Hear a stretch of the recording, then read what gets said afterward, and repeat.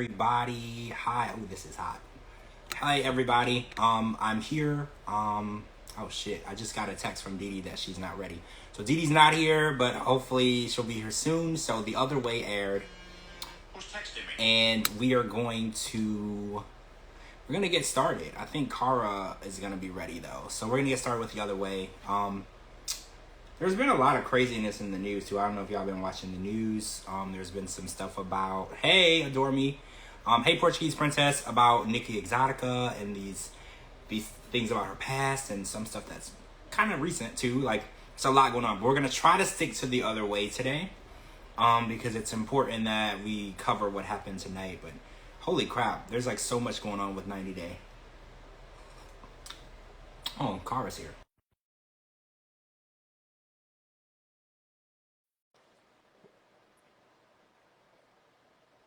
I accepted you.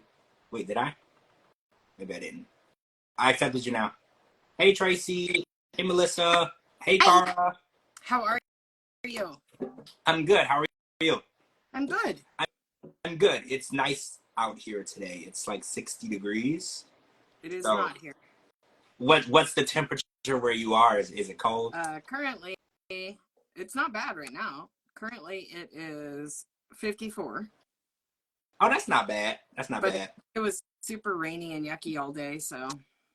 Oh, gloomy weather, yeah. I don't miss that up north gloomy weather, right? Like, yeah, I don't miss it.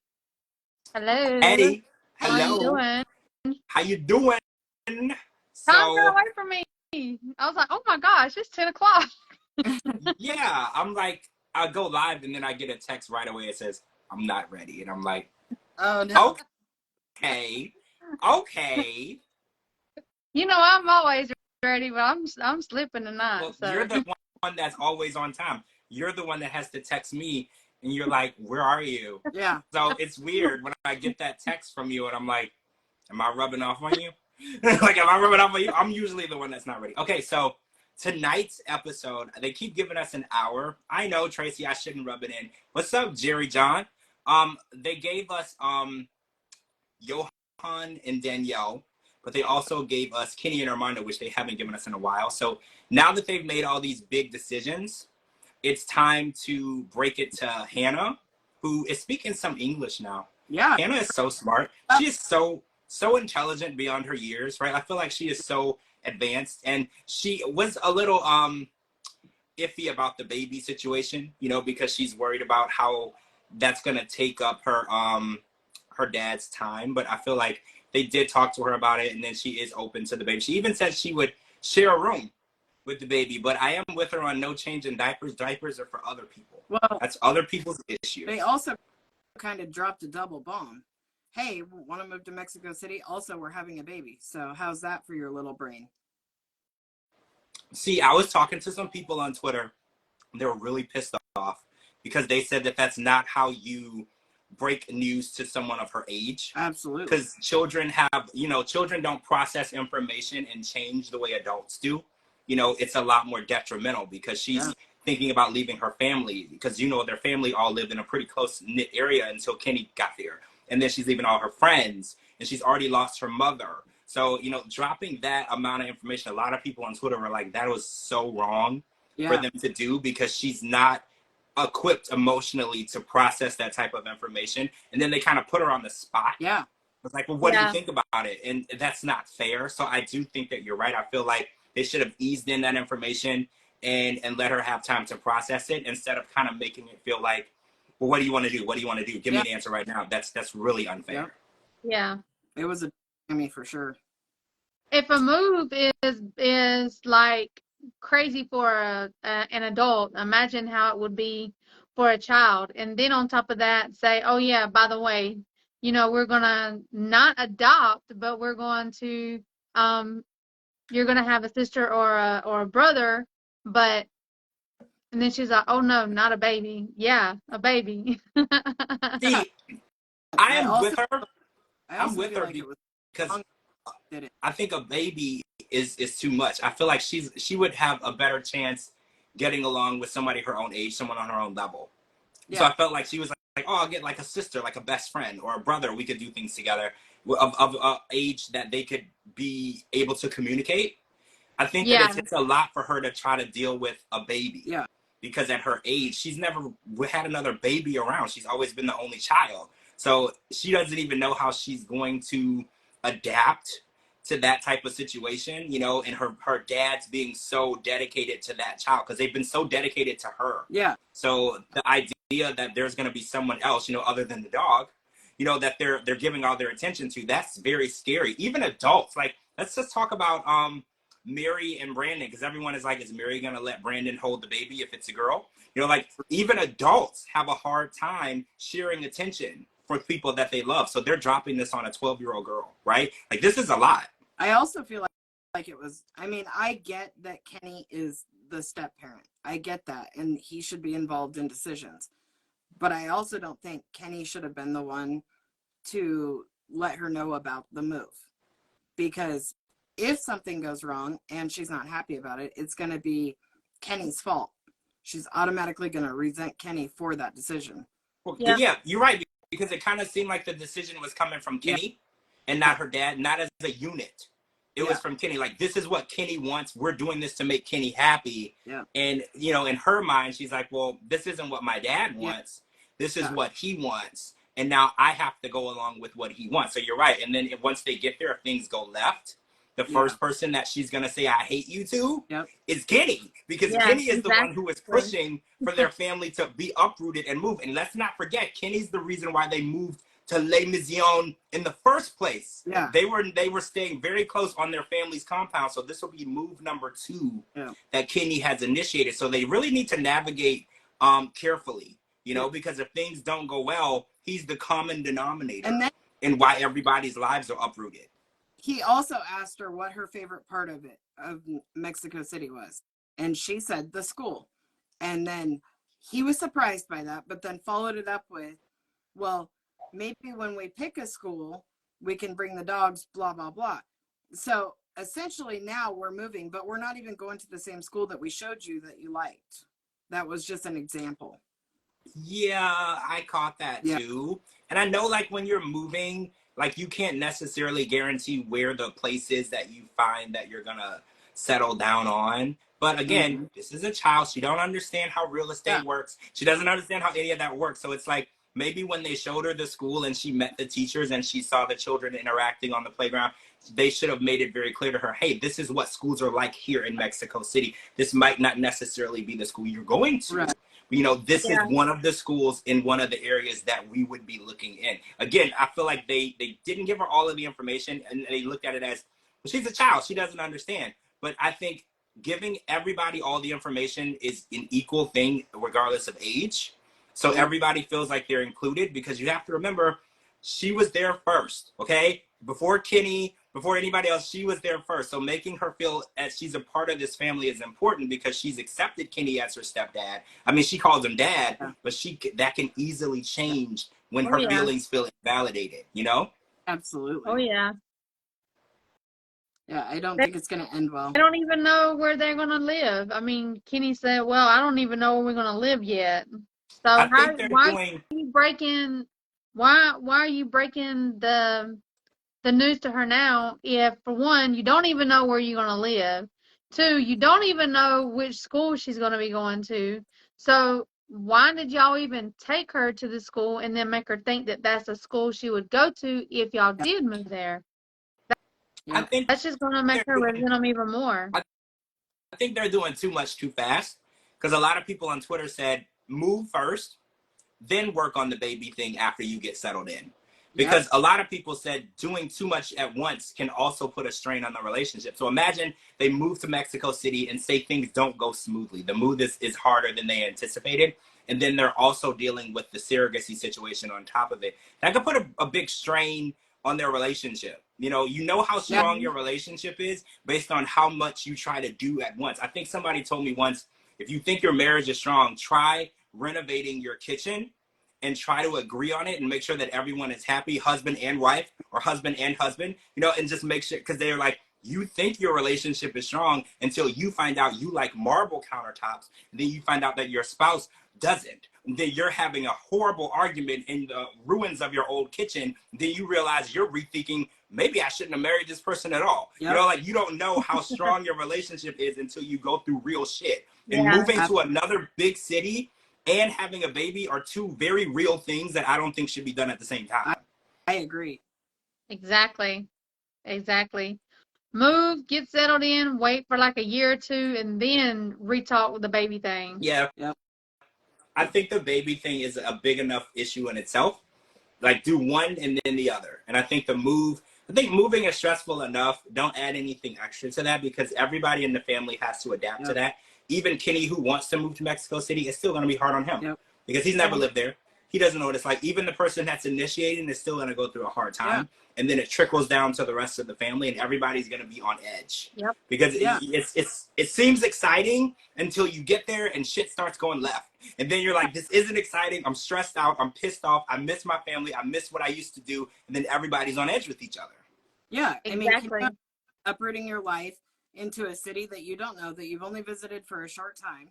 Then not only that, you have to find a place to live. You have to find a school. You've got to establish the school, but doing that all with a baby that you don't even know, that you haven't had a chance to bond with, that none of that. Yeah. It's going to be so hard on everybody. Yeah, it's going to stress. It'll put a real big strain on their marriage, and I think this will test how strong they really are, because they haven't really had a whole bunch of issues. You know, like Kenny and Armando have had a pretty smooth sailing relationship. I'm just going to throw it out there. There's nothing wrong with that. I'm not saying that that's not good. I wish for everyone to have a smooth sailing relationship, but I do feel that when you do have those major obstacles on your journey, through your journey and your marriage, it builds a really strong foundation. So the next hurricane, the next tornado that comes by, you're good because you have built that strong bond between each other. I feel like Kenny and Armando's biggest issue, I think, was whether or not Armando's parents were going to accept him, and boom, they were fine with it. Right? They were completely fine with it. So they didn't have like a lot of issues. I know for Kenny, leaving his grandbabies was the biggest, I think, obstacle for him. Right. But he easily hops on a plane and he goes see those babies when he can. So those aren't really major obstacles. This is going to be big for them. Yep. And this poor girl already lost her mother. So that's a huge thing to have to adapt to. They got to tread very lightly with her feelings and how she feels and her emotions. She needs to be heard. Yep. You know, and it's important that they listen to her. Don't just say, oh, yeah, well, this is what we're doing. Are you okay? Listen to how she feels, because she's been through, for her age, she's been through things that adults aren't equipped to deal with already, right? Because she's already moved off the compound with her entire family to go live with Kenny and her dad in Les Miserables. That's a lot for a child her age as it is. Then on top of that, she lost her mom in a horrific accident, okay? It's like we're talking like major things. Adults would have years and years of therapy to get through. This little girl lived through. So they got to tread very lightly with Hannah and her feelings, and make sure that they're validating her and make sure that they're putting her first, because whether you're happy or not as an adult and a parent, it's kind of irrelevant when you have children, because your children's happiness is a little more important than yours. That's why I tell people, don't go having no babies if you don't think that you can put yourself on the back burner, because those babies are always going to be important. You're less important when it comes to those babies. So if you can't do that, hold off. Yep. Exactly. 100%. So let's talk about day 2 of Kimberly's wedding celebration. So there was day 1, which was a lot of this. It's like very intense. It's a lot of ceremonies. There's a lot to it. And Kimberly feels like she doesn't know what's going on. She feels like she needs somebody to translate to her what's happening. She needs somebody to dictate to her a schedule, because she thought she was late. TJ said that you were actually on time. I'm just doing things that don't involve you. And the first thing that came to my mind was, you're not 100% sure what's going on in an Indian traditional wedding. Wouldn't you just Google it? Yep. Like, she sat there for like 2 hours. My notes say, do you not effing have Google? Right. Why would you not research all of this before you even started? I don't understand. They probably did the with no translator just because they don't like her, because his family don't like her. So, and then how many times were they asking for a translator and nobody wanted to translate? They're like, you dumbass, you should have already looked this up. She was right. She's sitting there with her parents the whole time. Like, I don't know what's going on. I don't understand what's happening. I was like, so you've never owned or used a Google? You never had a phone? Like, anytime that I'm confused about something, before I go and ask a question, I go and look it up first and see if I can answer the question myself, right? Because how many times have I asked the question and it was a stupid question because I could have figured it out on my own? So like you sat there for 2 hours wondering what the hell is going on around you. And instead of looking it up, hey, bestie, hey, Kim, instead of looking it up and asking, you know, Google, explain to me a traditional wedding in Indian culture. What are the ceremonies? What happens on day 1? What happens on day 2? Why is it important? What are we doing? Because they were like applying something to her, some paste to her feet and her toes. Like there was a lot of turmeric. Yeah, they did. I guess each person in the family, from what I understood, they went from their feet to their face. Did her first, and then did him to like make them into one soul. But and then she was like, I don't even like nobody to touch me in general. Duh. Yeah.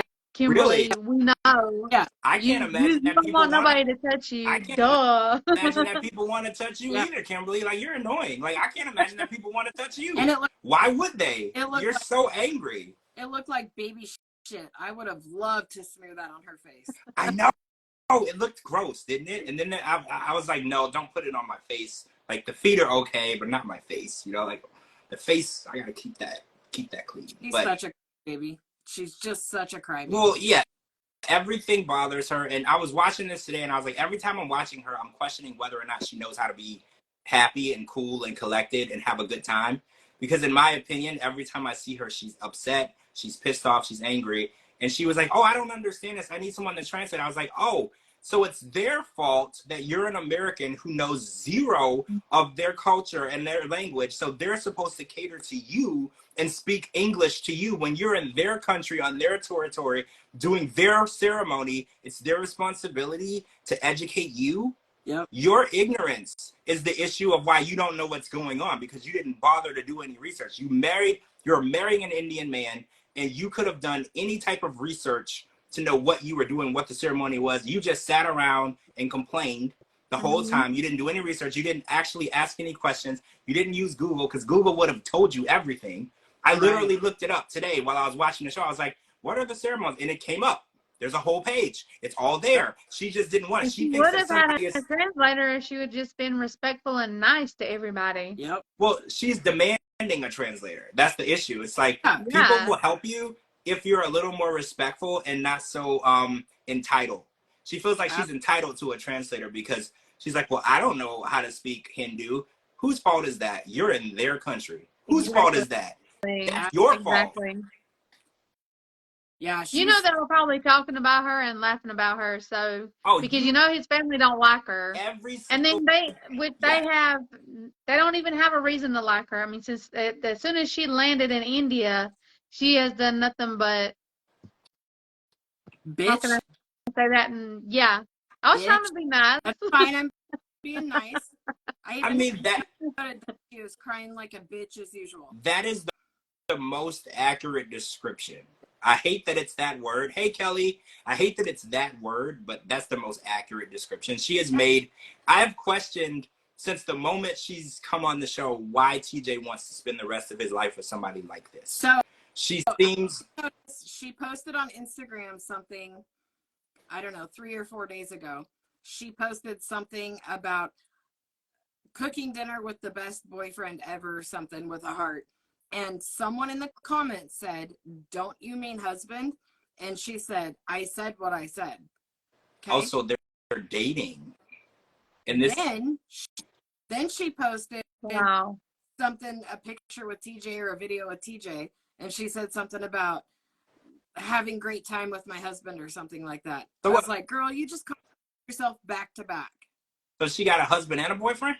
Well, I'm assuming that she's probably still married to TJ, but I'm betting that the post about the boyfriend got her ass in trouble from TLC, so she had to post something about TJ to make it look like they're still together.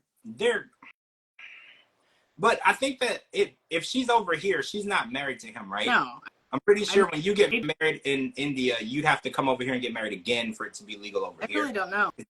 We have to look into that. Yeah. Because I want to say when you get, because, well, I don't know. It could be.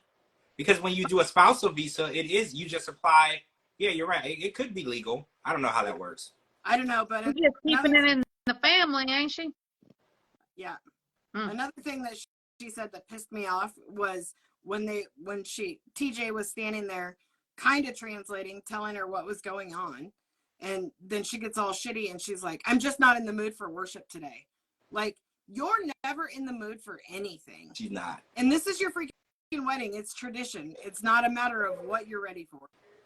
Well, did you hear her say she was like, in America, we could have did this all in a couple of hours. Like, she was just like, I just want it to be over with. Like, she doesn't want to be a part of the ceremony. And it's like, you're part of the ceremony because of the culture. Yep. The culture that you're marrying into, the culture that you don't want to accept, that you don't want to be a part of, you don't want to live with his family, you don't want to implement into your life. This is the culture that you're marrying into. And it's like, no one told you to marry an Indian man. You know, you could have married anybody you wanted. You chose him. And this is a part of his culture. And I just don't like how they like to invalidate people's culture. Like, they want to go over there and just say, this is annoying. Their culture is annoying. Who they are as a person makes them annoying. Like, I don't like that. It's just so disrespectful to me to go to a country. It's very disrespectful. Which that's you go to their country and she you could have been named disrespectful when she was born, because that has been nothing but she's been nothing but disrespectful since she landed in India. Absolutely. And how she went into TJ's parents' home and pretty much has done nothing but talk bad about them, disrespect them, bitch and gripe and complain. Like, who does that? And then you want to know why they don't like you? Yeah. She wonders why nobody goes out of their way to do anything helpful or nice for her. And it's like, it's your attitude. Yeah. It's your attitude. She's like, his mom doesn't like me. I was like, his mom knows what she knows of you. And when you walked into her house and were disrespectful to her son and to her and the whole house, that's what she knows about you. She's reacting to what you gave her. Because she's under the impression that people are just supposed to like her because she's there. Like, people don't have to like you and respect you for no reason. You have to give them a reason. What they've gotten from you has shaped the way that they feel about you. And every day you continuously give that same energy. You didn't, because it could have been, I got there, it was a long travel day, I had a bad day. That's not me. But every day that you wake up, we get the same ungrateful, bratty little energy. So the family is like, I just kind of feel like that's who you are. You know, like, it's been 3 weeks. Every day of those 3 weeks, you woke up in the same nasty attitude. So I'm beginning to think that's just who you is, right? Yeah. Also, you're clairvoyant, so you already knew what was going to happen next. So like, I'm so done with her. Yeah, she knew what was going to happen, and then, but she was super surprised that no one liked her. Yep. And I was like, first of all, she's a clairvoyant, and just like Ashley's a witch, right? Yes, just like Ashley is a witch. Yep. Exactly. They found something they were intrigued by, and they claimed it, and now they got it tattooed on their arm. And you ain't even that. Like, you ain't even that. So okay, so Sarper met Shekinah's sister. I don't know why that was hard to get out. Sarper met Shekinah's sister. She came over to meet him. She already had a pretty negative the word I'm looking for. She had a negative idea of him as a person already. I did. So Sarper decided to make a good impression, right? So he was going to feed them raw meat, and he was going to let them, you know, talk to him. And basically, he didn't want to answer any questions. He actually told his sister, he was like, you're really cute, but you talk a lot. Yeah. So he's basically saying, I wish you would shut up, right? Like, and I was like, that does sound familiar, because somebody on Twitter said, that sounds familiar. Doesn't that sound like you're cute when you're mute? Like, what's with these men just telling women when they want to ask questions and get to know you to shut up? What is up with that? Like, why are you shutting down the woman for asking a question? I am definitely not Team Sarper, but her sister was such a bitch. I mean, but I felt like she met Sarper with the same energy, though. Like, when she asked him, she was like, you seem very controlling and disrespectful to my sister. And then he was like, well, she's a slut. And I'm like, I'm sorry. Yeah.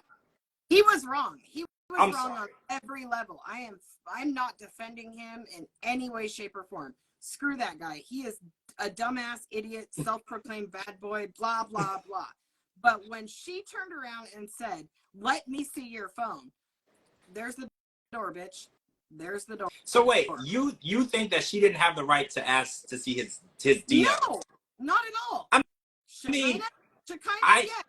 The sister, no, that's none of your damn business. But see, the issue is, we saw this with Riley, with his friend Tiffany. Some people don't know how to fight their own battles. So Riley knew that he needed information out of Violet, but he didn't know how to fight that battle. So he enlisted Tiffany to fight that battle. And I feel like Shekinah wants to see the DMs. She doesn't know how to go about fighting that battle. So she enlisted her sister. And she kind of had to volunteer her sister as tribute to go into the front line and fight for that. But I mean, I agree. The sister doesn't need to be inserted into this relationship at all. But I feel like Shekinah's the one that did it. I'm going to argue that. Okay. Because Shekinah tells Sarper, make a good impression, show me attention, blah, blah, blah. She's telling him all the things to do. Mm-hmm. But then when the sister gets there, she gets balls and starts talking smack to Sarper. She's like, let me, you know, she just ended up with all this courage that she never had before. So that's the backbone she needed. But if my husband walked up and said, let me see your DMs, here's my phone. But if his brother walked in and said, let me see your DMs, not a chance in hell are you touching my phone. I'm not even letting you use Google on my phone, let alone look at my DMs. I was out of line. I understand, because you're not in a relationship with anybody's brother or sister. Absolutely. Right? So I fully understand that. And inserting yourself in other people's relationship like that, I think is asking for trouble. Yep. Because, again, I feel like people have to fight their own battles. And if they're not willing to fight for their own relationship, you shouldn't be fighting for them. Yep. Because they need to want it. I mean, unless it's like an abusive relationship, or if, you know, it's something where they're in danger, then I feel like I might insert myself if I feel like I could help them to stop bodily harm. Yeah. You know, but other than that, I think it's important that if Shekinah wants to see his phone, she should have saw the fucking... Yep. She should have saw the phone before she got there. And if he said no, she should have never got on the plane, right? Like, I feel like you put yourself in that situation because you knew that this man is talking to women. You know it. Everybody knows it. We know it. I know it. We never even met him. We all know. And if you want him to stop, you have to put your foot down and make him stop. Yep. I want to be very clear when I say I am not defending Sarper whatsoever. I went to every day, the bitch, the slut. Like, I couldn't stand him before this episode. Now I really cannot stand him. But the sister was out of line. So I am not defending Sarper. Well, first of all, he makes her weigh in every single day. Yeah, he tells her what she can and cannot wear. He tells her how she can fix her hair, how she can do her makeup, like how she needs to act, how she needs to sit, how she needs to stand, how she needs to lay down, how she needs to breathe too, I guess. Yep. And then on top of that, like you said, Cara, then she's got to tell him how to treat her. First of all, if you got to tell your partner how to treat you in front of other people, why are you even with them? Yeah. Yep. That's true. And I want somebody I'm with to tell me I got to weigh myself every day, or how I'm supposed to dress, or how I'm supposed to talk, or how I'm supposed to act. I wish a bitch would. Yep. Me too. But also, when I'm talking about the balls that she got, so okay, this sister is wrong on so many levels. So why do you have a collection of bottles? Maybe he likes them. Who cares? Everybody has their own fetish. My grandmother had collections of vegetables that were in jars. Nobody understood it, but they were shaped like shoes and chickens and shit. Nobody knows. But then she's like, oh, do you have memories with those? Then Shekinah pops up and says, it's those bottles or me. It's got to go. Like, you've been there for a week already. You didn't bring up the bottles having to go before? What the hell? But why? I didn't understand why it was a big deal. Because they're thinking that he drank wine from those bottles with his little poutaines. Yeah. And he's thinking about his little poutaines when he looks at the bottles. Oh, just okay. I didn't. Okay, I mean, so am I supposed to so say you were single and like you had women over on dates, you have to throw away like the plates and the spoons and the forks and the cups you used with those women? Did you? Yes, sir. Like, I feel like it's asking a lot at this point, right? Yeah, that's ridiculous. She knew that this man slept with 2,500 women, okay?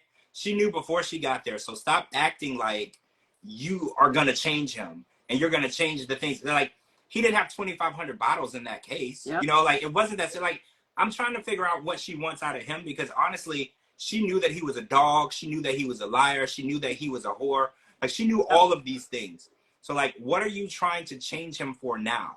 You didn't have to enter into a relationship with somebody who did that. I don't know anybody who slept with 2,500 women. So the fact that he was honest with you about it should have been enough. I'm still trying to figure out how the heck he slept with 2,500 women. Like, that's a lot of, that's multiple women a day. Yeah, I don't think he has. Like, come on now. That's just about every, what's he doing? Pounding one and then taking it out and putting it in another one and pounding the other one? He's got them lined up on the bed and then just like, I mean, how? He said the night that he met Shekinah, they had a drink. He went home and slept with a few women, and then she called him to hang out, and he was like tired from sleeping with all these women, but he went and hung out with her anyway. So I think that he's exaggerating, but I do think that he is a whore, right? And also, no slut shaming. There's nothing wrong with that. I think that he can sleep with as many women as he wants. I just don't like the fact that I'm shaming it. No, I mean, I don't want to slut. If he wants to be a bad boy, I think he's this retired bad boy, whatever. That's fine. But like, don't tell Shekinah that she's a slut or call her a bitch or get her on a scale. Like, you're no better, right? Like, I feel like he puts her like she's below him, and I don't like it. I felt the same way with Misha, with Nicola. I just don't like it. She turned around and defended that, and that made me mad. Well, because she's so used. He has a language barrier. No. He don't got no daggone language barrier. He knows exactly what the hell he was saying. Yep. 100%. Shekinah is so used because she told us that she's always, her sister told us to, and her daughter. Everyone told us that she always ends up in bad, abusive, terrible relationships, and she always gets treated so badly. In my opinion, I believe she's so accustomed to this type of behavior and defending it. She's subconsciously like defending his behavior because it's what she's always done with these douchebag men. Yep. She's always had to defend them to justify her being with them. And it's ingrained in her at this point, right? Whenever someone attacks him, it's her second nature is to defend his actions, even when they're wrong, because she's just always been with men that she had to defend their actions. That's just what she's doing. It's like emotion for her. Yep. Like, she's always going to say, well, because when she told us he wants to weigh, she's like, I don't necessarily like the fact that he wants to weigh me, but he is like looking out for my health. And I was like, no, he's not. Because first of all, a doctor will tell you the number on the scale has nothing to do with health. Yep. Exercise and good diet have to do with health. The number can be anywhere because they said a healthy weight can fluctuate between 50 up and down. Yep. So like, say your healthy weight is 140, it's 140 to 170. Yep. Okay. It can fluctuate up or down and you are still healthy as hell anywhere between that. So he doesn't care about your health. She was at one point the perfect weight, and then she got her lips done. Is that really that heavy? Her freaking lips are gigantic. They are. I am not. They are. Well, Prince Pick says each boob is 10 pounds. That's probably accurate. Absolutely. It's probably more. Actually, it's probably more than that. I was thinking the other day, this is off subject, Jasmine's are probably 20 to 25 pounds each, right? They got it. She couldn't go any bigger at this point. Like, Jasmine has gone as big as, it looks like they're going to pop. Like, she can't go any bigger at this point. Like, it looks horrible. Right. I was like, they look strained. I know this is off subject, but I don't know who in the hell did Jasmine's butt, but the damn thing is lopsided. It is. Did you notice that? It is lopsided. It's like, and you paid $10,000 for that? Yeah. She got it. I saw it. It is completely lopsided, and I'm really confused as to why in Panama a lopsided ass costs $10,000. I'm very confused. Yeah. Like, because, in Turkey, that's a $2,500 job right there. Like, if they were in Turkey, that's $2,500 straight out the door, no tax, right? Like, that's done. Like, I don't know who she got to do it, but okay. So let's get back on this, because I want to talk about Johan and Danielle. So Johan and Danielle decided that they were gonna go and see a life coach, because apparently a life coach can teach you how to stop hating your spouse. I didn't know that. So they were like, yeah. In one session. Yeah, in one session, the life coach is going to teach you how to stop hating the person sitting next to you.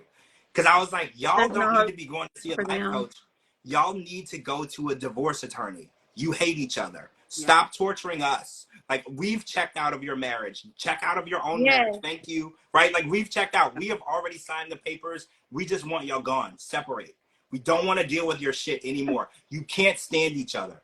He wants to be taken care of. He wants a sugar mama, and you ain't got no money. So Yep. y'all got to break up. Like, Yeah. we are sick of this. We don't want to be a part of it anymore. You don't like him. Stop pretending like you like each other to film another season. Just stop. We're over it. Goodbye. Like, for real. I'm Yep. done. Like, at this point, no life coach is going to teach you how to stop telling your wife to buy you a house and buy you a truck while you sit around. And did you notice Johan was like, she told me that she would work all day and I would stay home and take care of the dog. And I was like, see, I'm all cool with being team Johan half the time, but I was like, there's no way that Danielle's lazy ass said that. There's no way. There's no way. Like, I believe that she really did lead him on, but I don't believe, because she doesn't like to work all that much, right? So I was like, I don't believe that she told him that she was going to go work full time while he sat around and didn't help. I don't buy that, because that's not who she is as a person. She's been trying to get money out of him since she got there. Yep. I agree. I agree. I agree too. I agree. And then her I don't know what she be talking, but I don't even understand what she be saying half the time. So I don't know how Johan be understanding, because I be like, what the hell is she saying? Like, really? So she probably did try to say, you need to go to work while I sit at home and play with the dog. But he heard, she was Right. gonna go to work and he could sit at home with the dog. So There's no. The second she got there, they were looking at apartments and she was trying to get him to pay half then. So I was like, Yep. there's no chance this woman said to you, I'm going to go to work and you can just sit around. Like, there's Yep. no way. That's not even who she is as a person.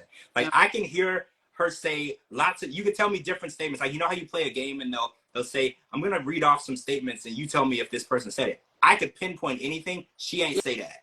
Yeah. Because that's just not who she is. She didn't say that. She is trying to get money out of you. There's no way that she told you to sit around and she was gonna pay for everything. She don't have any money. Like, Yeah. there's no way. I mean, that's why maybe she she told him that. don't live in the U.S. because she's bankrupt. She goes back to the U.S. She's gonna have to have a real job Actual and But pay real that time. money back This if she don't go to jail. this bitch cannot take responsibility for anything. I apologize for you misunderstanding me, for your misunderstanding. Like, I'm sorry, you're stupid. That's as good of an apology as you're going to get from me. That's ridiculous. She can't take responsibility for anything. Her and Kimberly, Yeah, right? absolutely. They don't do anything wrong. They will apologize to you because you didn't hear what they said Yep. correctly. They will Yep. apologize to you because you thought they said that. They will never just take any accountability for anything. She went over there and never made one mistake, and Johan has been an a-hole the whole time. That is the story that she's telling everybody. And don't get me wrong, I think Johan has some douchebag in him, okay? Yeah. I've seen it. He can say some nasty stuff, okay? But I think that so can she. And the fact that she's always trying to get him to apologize to her and she's not interested in reciprocating that is why they can't make it work. I think that Johan probably would make it work with her if she was a little nicer. Yeah. I mean, she doesn't have to buy him a truck. She doesn't have to buy him a house. If she was just a little nicer and treated him like he had a set of balls, they might actually be able to make it work. But since she treats him like he's a child, that's why they can't make it work. I know that he's like a male gold digger. I get it. But I feel like he knows at this point she's never going to have the amount of money that he wants, and he's stuck around. So I feel like if she was just a little bit more nicer and respectful as a wife to her husband, there could actually be a chance that they could work it out. But since she's always going to treat him like he's below her and he's less intelligent than her and he's always going to be low rent to her, it's never going to work. Yep. But the life coach was totally on her side. She said, she came at him all kinds of negative, but said it in English, as she always does. So Johan doesn't even understand the first thing she says. The life coach kind of halfway translates it. But she did say, I came in wanting to cause him bodily harm. Yeah, I heard that. Yeah. Blah, blah, blah. Like, man, we've been wanting to cause you bodily harm for days, lady. Like, I Since just your first of you on the show. Yeah. As soon as we found out you were coming back, we wanted to just. For the third time, we were like, Yeah. well, what did we do to deserve this? Who did Yeah. we piss off at Yeah. Sharp that you're subjecting us a third time? Like, Yeah. I was looking through my messages, like, who did I piss off? Who did I say the wrong thing to that they think that we want to watch another season of these two hate each other? Right? Like, literally, all we've been watching is these two hate each other from beginning to end. And it's like, stop going to see coaches, stop going to see psychics, stop talking to your friends, get divorced. Stop sticking coconuts around in the bedroom and the house and planting all these trees and just go. There's no get off the TLC, go away. We don't want to see you no more. We don't like you. We all know that a dead TLC money because end of the tell-all last time they were done, and now he's the one at the tell-all who said he wanted a divorce. Yeah, and now they're back and hate each other just as much, if not more. So, yeah. They keep pretending to like each other long enough to film another season. That's the issue. And it's like, that's fine, but we don't want to watch it anymore. Yeah. Like, we don't want to watch it anymore. We don't want to watch you pretend to like each other. I mean, I used to say they used to pretend to like each other. They don't even pretend to like each other anymore. Like, at first, they pretended that they got along, you know, but now they don't even do that. They literally fought the whole way to the life coach appointment. Like, that's how, they don't even care. They literally just hate each other. Like, Johan's blood boils when he has to sit next to her. That's how much they can't stand each other. Comes on the screen. My blood boils as soon as she's on the screen. I get it, Johan. I just feel like beating a dead horse is beyond. It's like beating a corpse or a skeleton at this point. It's nothing left to beat. Just end it. Get your stuff. Go back to the U.S. and end this for everybody. We are begging you. Like, we are begging you. Just stop. We don't want to watch it. And TLC, if you're watching, we don't want to see them no more. No. We're good. We're good. We know how it ended. Let's be clear. They're one of the U.S. doesn't want her back, so stay there. Exactly. Right? Yeah. They're not claiming her. They're not claiming her. They're not claiming her over here either. Yeah, the U.S. don't claim her, but she is one of the they are one of the many couples that we don't care to see anymore. Yeah. Because we're offering them up, you know, to other countries. Like, if you're interested, you know, please take there you go. Yeah. We take them off our hands, please. Right. Like, well, you want them, you know, let us know because we're good either way. Yep. You know, we're good either way. Yep. Absolutely. So Brandon has proposed kinda again, but like this time to the grandpa. So basically like gotten permission to get married. And in the same conversation, Mary was like, maybe you should leave. And then his reaction was, let's get married.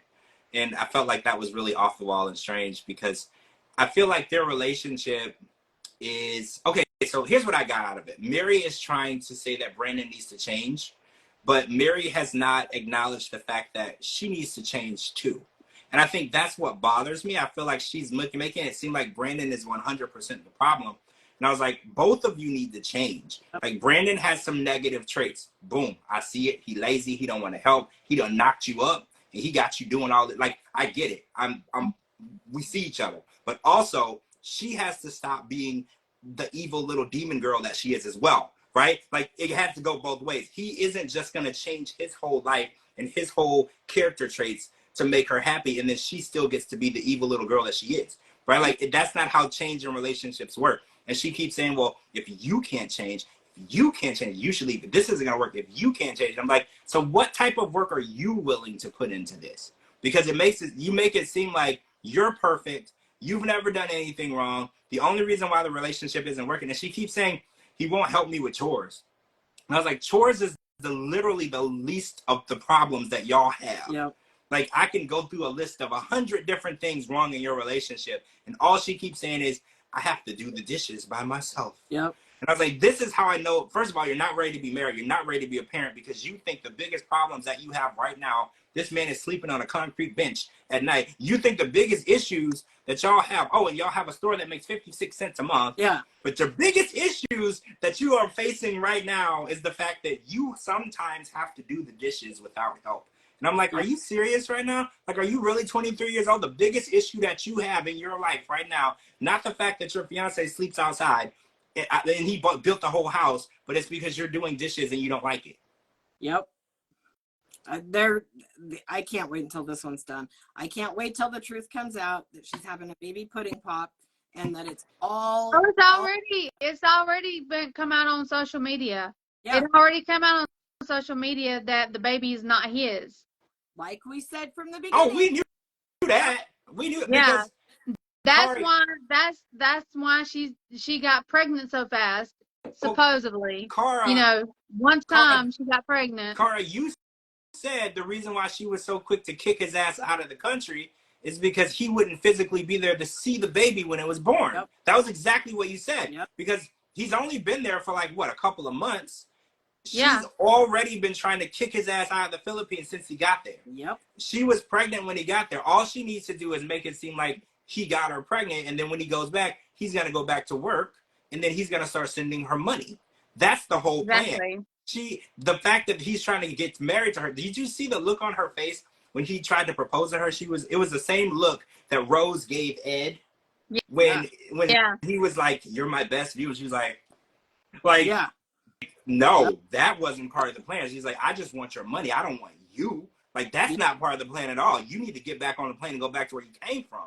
Like, she is done with him. And I think it's easy. Oh, next week, his mom is going to get to the Philippines, which I think is going to be good because I've always liked his mom because she's kind of like one of those, I'm going to say how I feel and I don't like you type people. I love those people. So she's basically said when she got there, she was like, if you think we're going to have a relationship and we're going to get along, we're not. And I was like, see, that's the beginning of a good scene because Mary is an evil little person, right? So I know two nasty people are going to make for a really good scene. I know that there can't be any fighting because Mary is expecting someone's child. So there can't be any fighting.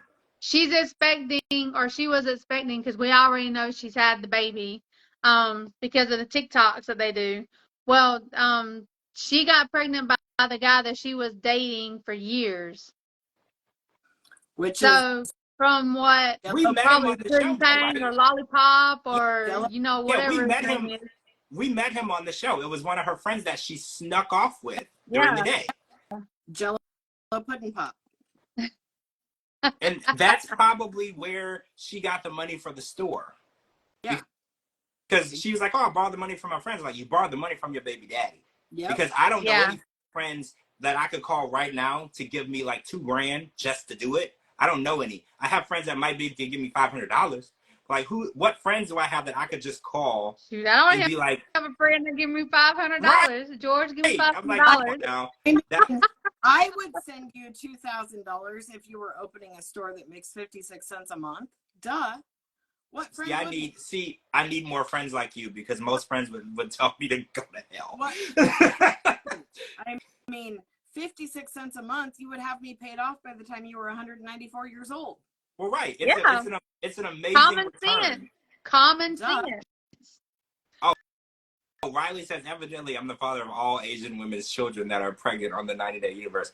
Jeez, Riley. Were you in It's true, Riley, though. you getting around, ain't you, boy?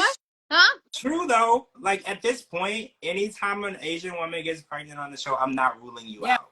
I'm not ruling you out at this point because let's just be honest. Your name keeps popping up in these situations. We'd have to call Maury Povich to be sure. Because let's be honest, Riley goes over there and all the women are pregnant. Right? Riley goes over there, all the women are pregnant immediately. It's just how it works. Riley, we need to see your passport and see if you were in the Philippines. Yeah. Right? We need to have that DNA, Riley. We need DNA. Once he lands all the women are pregnant right away. And it's like, I don't know how he does it, but this is just how it is. And we just got to call Maury Povich to get to the bottom of it because we just don't know. At this point, we don't know. And, TJ says, hold on. A Portuguese princess says, Cara, send me some money. Oh, yeah. As long as you're making 56 cents a month, too. She's starting, she's going to start a store, less than 0.5% profit a week. Yeah. Sound investment. 5 people, $2,000 to start a store. That's only 10 grand, right? Then I would have it paid back by the time I'm 584. I mean, it would be fine. Sound investment. Who needs real estate when you can do this, right? Who needs real estate when you can do this? Absolutely. I know. Oh, okay. So Riley says, I've never been there and have no interest in going, but I knocked them up somehow. See, yeah, you just look at them and they're pregnant. And it's FaceTime calls too. Just you gotta stop making eye contact, right? I was gonna say it's the Instagram videos, the TikTok videos. He's got to stop looking at the camera. You make your eye contact and these ladies getting pregnant. You gotta. I got pregnant from his last TikTok. Put on some sunglasses. Oh, that last TikTok, it got shared around. I saw that. You gotta stop that. These ladies, you getting them all bothered. Yep. Riley, this is on you. Yep. I saw that last TikTok. All the ladies was bothered. I saw that getting shared around. Yep. Oh my goodness. Riley, you know better than to come in here and bother us. You know we're going to go after you. What's wrong with you? No one is safe in here. No one is safe in here. I don't know. Oh, Ryan. so yesterday you guys were talking about Nikki Exotica, right? So Yeah. they sent out some new information that we're gonna. I don't know if you want to talk about today or you want to wait till next week, but there's like a whole bunch of stuff. I sent it to you earlier. I don't know if y'all went through it yet. There's a whole lot of stuff. Yeah. That is, and some of it just happened like a couple months ago. Yeah. Like it's crazy. So if you guys haven't heard about it, there's a lot. Like, and it dates all the way back from 2005, and it's like going forward. So like, whoa. Because I told you, Dee earlier, I was like, I don't think that TLC is doing background checks anymore. I think they just cast people and say, let's just wait and see what happens. Yep. Right? They're like, let's just wait and see what happens. There is no way they are checking these people. There's no way possible, because all the way back, like a couple of seasons back, it's like ever since that guy, what's his name, Jeffrey, the one that almost killed his ex and then flew out the next day. Yeah. I mean, it's like ever since he's made his debut on 90 Day Fiance, and the reaction that TLC got, it's like that's all they want is to have someone that's got some kind of record, already got a lot of followers, that, I mean, that's already in the public eye. They're not focusing on true, normal people like it used to be. Yep. Yeah, I was just saying that because the people that started on the show, they would have joined Instagram right when their season started because they weren't even on social media yet. Because a lot of times they were like, oh, I just started it because the show said I need to start social media. They weren't trying to be famous. Like Nikki Exotica has 1.4 million followers, and this was prior to the show airing. Because when she followed me before the show aired, I actually was like, who is this following me? They have like over 500,000, like 1.5 million. Yeah. I was like, who the hell is this? And then I realized it was a 90 Day Fiance cast member. And I was like, that's crazy to me, because the only other person that has that close, I think Darcy has 1.4 million. Yep.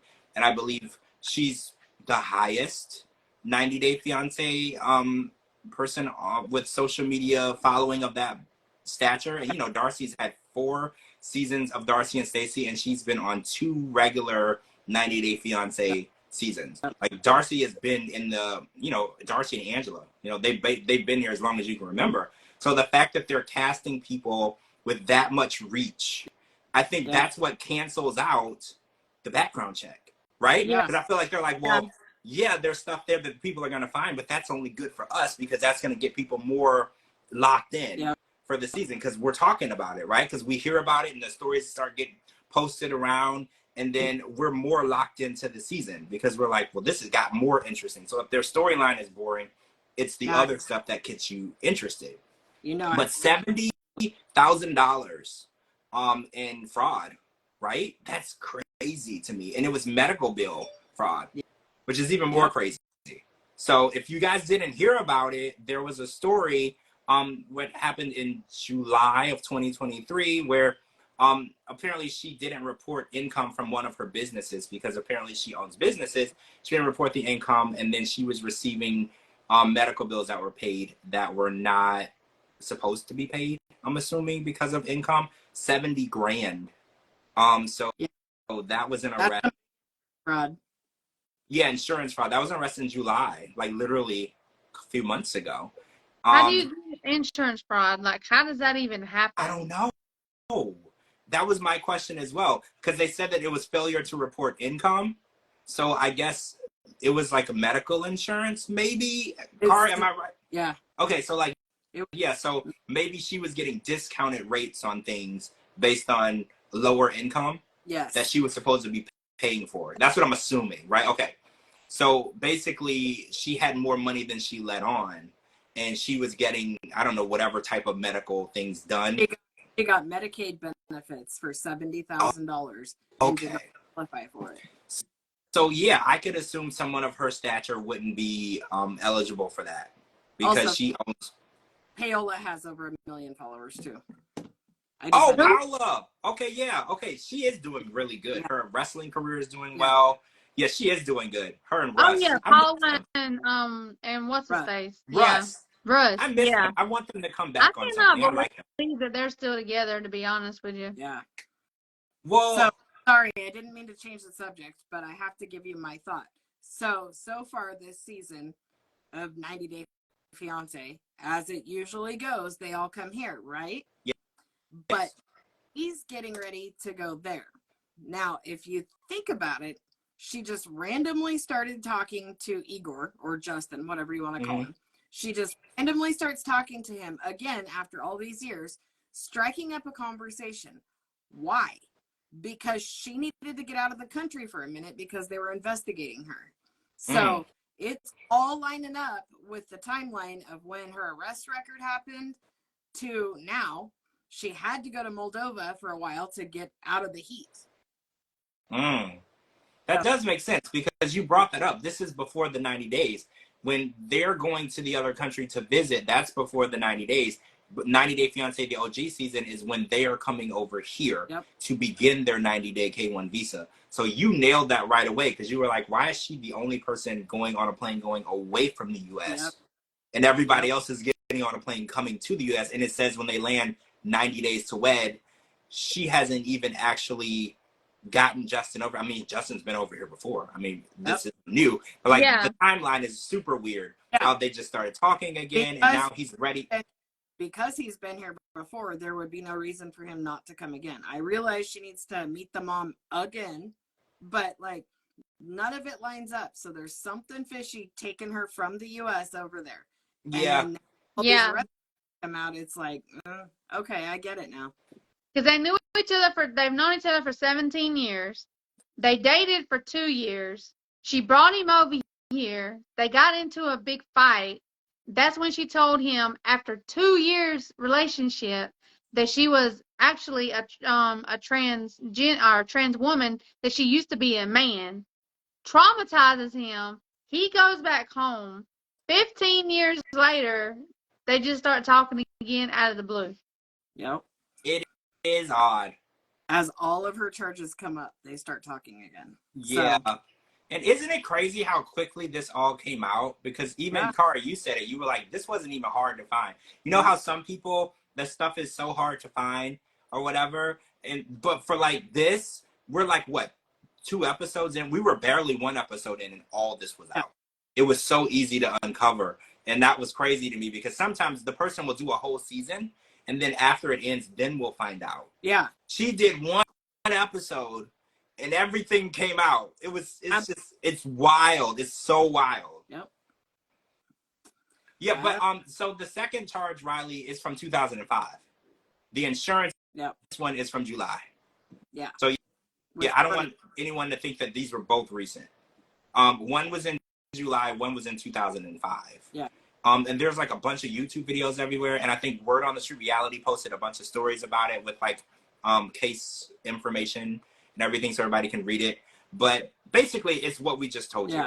It is what it is. That's what it was. It was those insurance payments totaling $70,000 that I guess she wasn't entitled to. Yeah. And they arrested her. I know. And I was like, that's crazy. That's a lot of money. So I can't imagine what medical procedures you're having done that cost 70 grand, right? Her whole freaking body. Yeah, but those Medicare, they wouldn't pay for like cosmetic, right? Some insurance companies do. She went on botched and didn't get to be able to do that because she was so hard to work with. She went on botched because one of her procedures went bad and she got sick from it. Oh, so she had like complications, and that's what the medical is. Oh, I see. Yep. So it's all coming out now. Oh yeah, it's all coming out now, and she hasn't really responded. She posted a story the other day that said, you know, when you become famous and in the public eye, there's always going to be people saying something negative, blah blah blah. She didn't really address it. She addressed it, but she didn't. So Yeah. I don't know if she's going to actually say anything. I know that what's going on now, it's still in proceedings, so she probably can't really discuss that, right? Yeah. Yeah, that's still in proceedings. So I don't know if she's going to say anything at all, or maybe she doesn't care. You know, some people, they go out there and they're like, I don't care. Like, it is what it is, and they don't owe anyone an explanation. You know, some people are just like, oh, whatever, I don't care. So I don't know if we're going to get anything from her about, like, an explanation. Or, well, apparently Riley, she filmed for Botched, but then they didn't use it. Yeah. So it never aired. They filmed with her, and they said that she was difficult to work with, and they weren't able to finish the episode, and then they didn't use it. But she's also a very, very well-known and sought-after performer, especially for like Pride festivals. She's booked in a lot of different shows. She does lots of shows. I've seen videos of her performing for humongous crowds, right? Like, she is a big deal, especially in the LGBTQ community. Like, she is very well known. Like, if you were speaking to someone that was deep in that community, they would know who she is by her name. So I think for in the 90-day world, we weren't 100% like, oh, we know who Nikki Exotica is. Yeah. Now we do, right? It didn't take long. Now we do. We know what we're working with now, which is crazy to me. But yeah, Riley, you're right. This is all equals ratings. In the beginning, TLC used to be very picky with background and what people could find. They would disqualify people from casting if they were scared something would show up. But now, I think you're right. Now I think when they run it, they're like, oh, look at all this stuff that came up. Let's cast this person. That's going to cause a lot of buzz. There's going to be a lot of In Touch articles, Entertainment Tonight. No, everyone's going to be discussing our show. Yep. And I think at this point, they're like, we're on season 10. What integrity do we need to have at this point? Right? Like, we're on season 10. If we're getting ratings and extra revenue from somebody else's past, why not? And I think that's kind of how they're looking at it. Yep. That's crazy. Wait, Riley, what are you talking about? You were almost disqualified. You ain't did nothing bad. Oh, he said for nothing bad. Because I was like, you've never done anything bad, so why would they possibly want to disqualify you? One of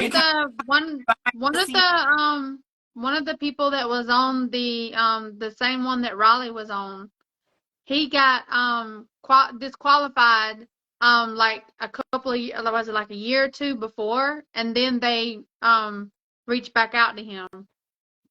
Oh, good to know. Wait, on who was on Riley's season? You said? It was someone on Riley. I can't say who it is, but it was someone on Riley's season. I'm trying to remember Riley's season. I'm thinking. This is my thinking face. I'm trying to remember who it was. Tyree Christian Statler. I can't say who it is. They told me, I mean, because I'm friends with them, but they said that I can't say anything. But yeah, they. Oh. Riley? No, it wasn't Riley. No. Riley, Tyree, Christian, Statler. Who else was on there?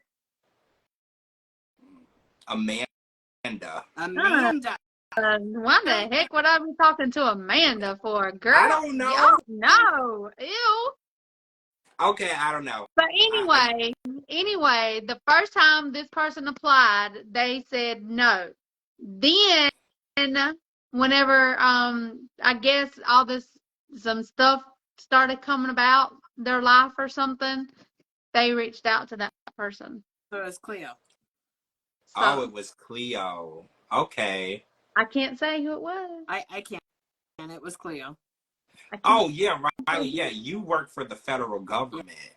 Yeah, now I understand. Yeah, because some of that stuff is classified jobs. So, like, depending on what you... Meaning he almost got fired from his job, not fired from TLC.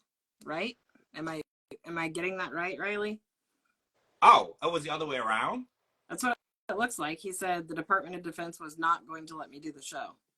Oh, well, yeah, because the federal government, some of those jobs, you're classified. Like, your face and your name is confidential information, right? Like, depending on what you do, you can't be out there because it could hurt investigations because you're supposed to be anonymous. in order for you to get information and solve crimes. So yeah, Right. I understand that, but still not fair. This actually happened on Love After Lockup. One of the guys worked for the federal government, maybe the FBI, and he did the show, and they ended up letting him go because he went on there and said what his job was, and they let him go. And I was like, wow, that's crazy. But his job was a confidential position that you don't advertise, especially not on TV. Yeah. And he went on TV and he said what he did for the federal government, and he don't work for the federal government anymore. This was it was the guy that was with Puppy and yeah. I can't remember his name, but he stopped filming the show too. The girls that Puppy and the other girl, they're still on the show, but he was gone right after his season. Yep, I remember. Yeah, I've never watched that show. It's awesome. Oh, it's so good. I've never watched it. If you want, I didn't even know anything about the show until I started hearing y'all talk about it. You are missing out. Yeah, Puppy and Amber. It was the guy that, and he was trying to adopt them as adults. There's a whole thing. Like, if you want to go down the rabbit hole, there's like a whole thing. And then what he was doing, adopting them as adults, he was going to be collecting money, which was kind of shady or whatever. Like, it was a whole thing. So if you want to go down that rabbit hole, you can go down that. But he don't work there no more. You can watch some stuff about it on YouTube. It's really mixed up. I mean, yeah. None of the episodes would be in order for you, but you can get the gist of it from YouTube if you just want to like understand what it is. Yeah, you don't have to go down the whole rabbit hole because it takes Vince. Yes, Tracy. His name was Vince. That's it. So if you want to Google Love After Lockup Vince, it'll all come up.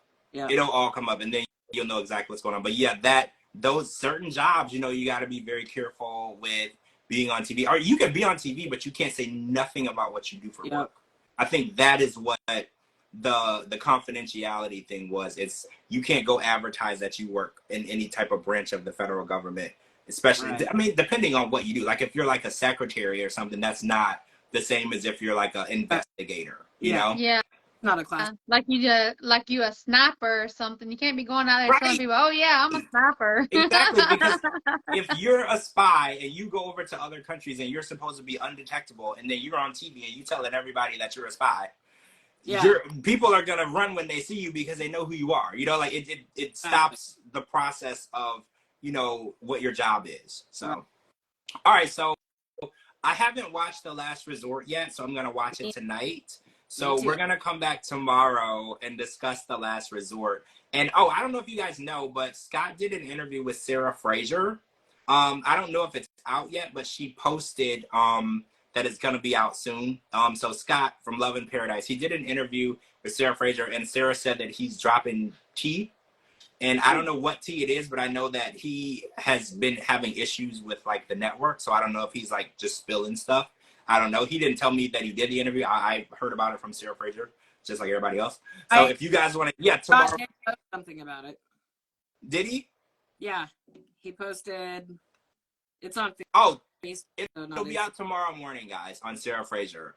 Scott Wren. Yeah, Scott Wren from Love in Paradise. Everyone knows Scott, right? I don't think it's possible for you to know any of the. How do you not know Everyone Scott? knows. And he's not known for a good person. I mean, he just. It says I used to like part one, Scott, but he's just. Part one. Thanks for having me. He posted it on Facebook. Oh, is part of it out? Okay. Scott Wren, season 3, Love in Paradise, and soon to be on The Family Chantal season 5 is on the Sarah Fraser show. He's got tea. First of all, he got a 90-day hit list, and I'm talking about who he'd like to hit it and quit it with. I got a 90-day banger up today. Scott Wren. Okay. That's coming up. So that'll be out tomorrow, guys, if you want to listen to whatever Scott has. I can't imagine what he has to say that we don't already know. But if you want to listen to that, that'll be out tomorrow. Then we'll be on tomorrow night for The Last Resort. And yeah, that's it. And then the Pop Culture Podcast will be out this week, but a little later. But it will be out. It won't be out Wednesday. But we'll be back tomorrow night for The Last Resort. And we're going to end this. And then I'm going to go watch The Last Resort. So thank you guys for joining us. Make sure you follow my co-host, my dream team, Cara and Didi. They're tagged in this video. Follow me everywhere at George Mossey on all social media platforms. GeorgeMossey.com for all your news and media updates. And anywhere you get your podcast or stream music, type in The George Mossey Show. It'll pop up. Everybody have a good night. Thanks for joining us. And we'll see all of you back here tomorrow night so we can discuss The Last Resort and see what's going on with these people on that show. All right, guys. Talk to you all really soon.